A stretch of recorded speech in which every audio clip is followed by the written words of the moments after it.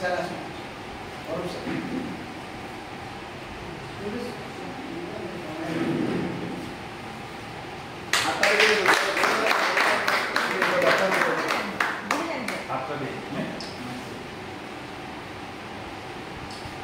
Thank you, sir. Thank you.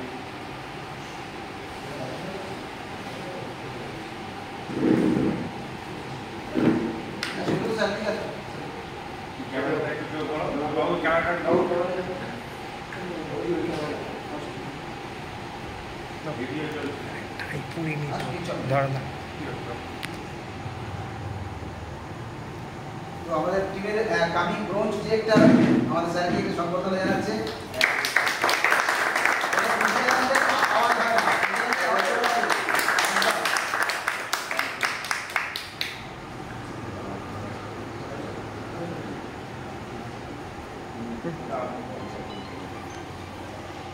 Sir আসুন madam বাবু sir স্যারকে সম্বোধন এবার স্যারকে একটু স্যার মাঝখানে আসুন। আমি স্যার আপনার সবচেয়ে দাম দিই দুদিকে এদিকে কাজ দিয়ে Thank you.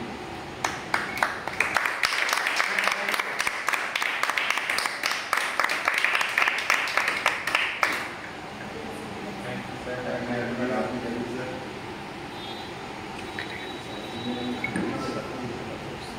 তো আমার লাইফেও আজকে কালকে আমরা একটা অনুষ্ঠান করেছি।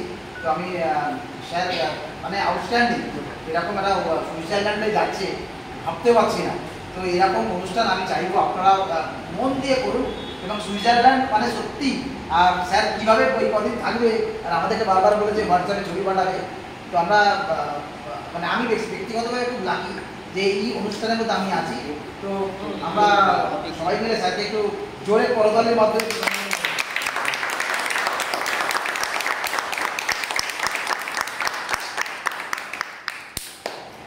এই সম্বন্ধে স্যারকে একটু ভিডিও শুনতে চাই সুইজারল্যান্ডে। ঠিক আছে, good morning. Good morning. Madam প্রশ্ন করলেন যে আমরা গুড মর্নিং কেন বলি, এবং এটা ভিডিও চলছে, অনেক মানুষের কাছে এই প্রশ্নের উত্তরটা ক্লিয়ার হয়ে যাবে। একবার ভেবে দেখুন, আমি আজকেও আমার একটা ভিডিও দুপুরবেলায় বলেছি সম্মাননা অনুষ্ঠানে যে আমাদের মতো সাধারণ ঘরের ছেলে, আমরা তো একেবারে সাধারণ ঘর, আমি একদম একটা নিম্ন মধ্যবিত্ত পরিবার থেকে উঠে এসেছি। দারিদ্রতা হয়তো খুব দেখিনি, কিন্তু খুব লাক্সারি লাইফও আমাদের ছিল। তো সেই জায়গা থেকে আজকে এরকমভাবে প্রতি বছর বিদেশে বেড়াতে যাওয়া, আজ আমার টিম থেকে 19-20 জন মানুষ গাড়ির ফান্ড পায়, আমার টিম থেকে প্রায় 45 জন মানুষ বিদেশে যাওয়ার ফান্ড পায়, আমার টিম থেকে হাউস ফান্ড পাচ্ছেন 3 জন, এবং লক্ষাধিক টাকা রোজগার করছেন বহু বহু মানুষ। আমি খালি ভাবি 2013 সালে 6ই মার্চ আমি অনিচ্ছা সত্ত্বেও একটা বন্ধুর ডাকে খুব ক্যাজুয়ালি এই ভেস্টিজ সিস্টেমে এসেছিলাম, এবং কখনোই আমি বিজনেস করবো বা এখান থেকে একটা বড় জায়গা করবো এটা আমার মাথায় কোনোদিনই ছিল না। এবং আমার মনে হতো এই ধরনের কোম্পানিতে যারা কাজ করে তারা সব মিথ্যে কথা বলে, এটা আমার বদ্ধমূল ধারণা ছিল।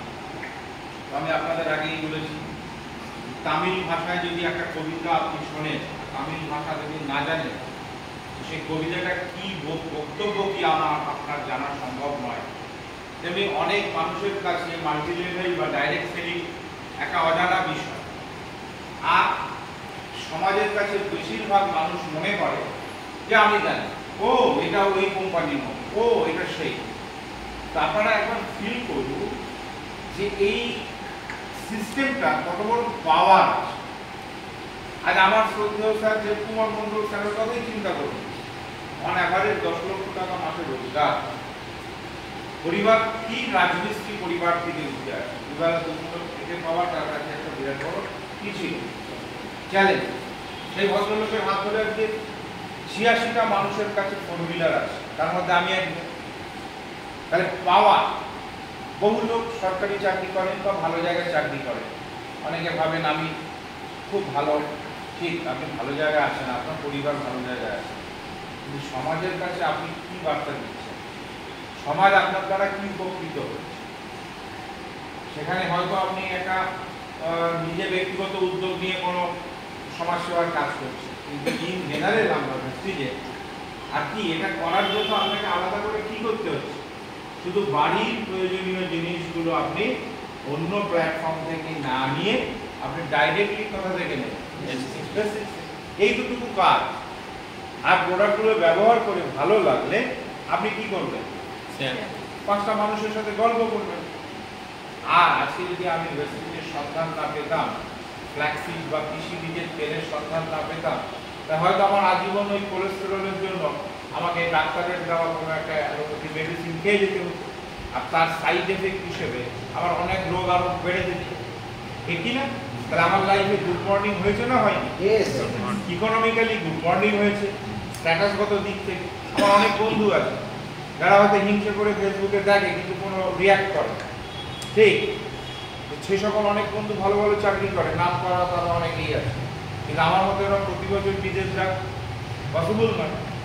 এবার আপনি বলবেন ইয়াসিন অহংকার করছেন, না আমি অহংকার করছি না, আমি ফ্যাক্ট বলছি যে হ্যাঁ এখান থেকে দরজা খোলা।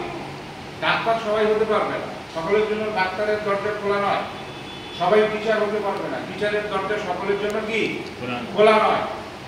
সবাই লয়ার হতে পারবে না, কিন্তু একটা সাধারণ ঘরের ছেলেও যদি মনে করে যে আমি একটা ডাক্তারের মতো লাইফ লিড করবো, আমি একটা বড় লয়ারের মতো লাইফস্টাইলে থাকবো, একটা ভালো টিচারের মতো, একটা সরকারি চাকরিজীবীর মতো থাকবো, এবং তার কাছে যদি সেই ব্যাকগ্রাউন্ড না থেকে থাকে এডুকেশনাল, মাল্টি লেভেল মার্কেটিং সেই রাখা, এটা লজ্জার নয়, এটা আজকে আমাকে আপনাকে চিৎকার করে করে বলতে হবে। আমি মনে করি এটা আমাদের নৈতিক দায়িত্ব, নিজের ব্র্যান্ড চেঞ্জ করে একটা বিউটিফুল লাইফ কি নিয়ে আসা যায়।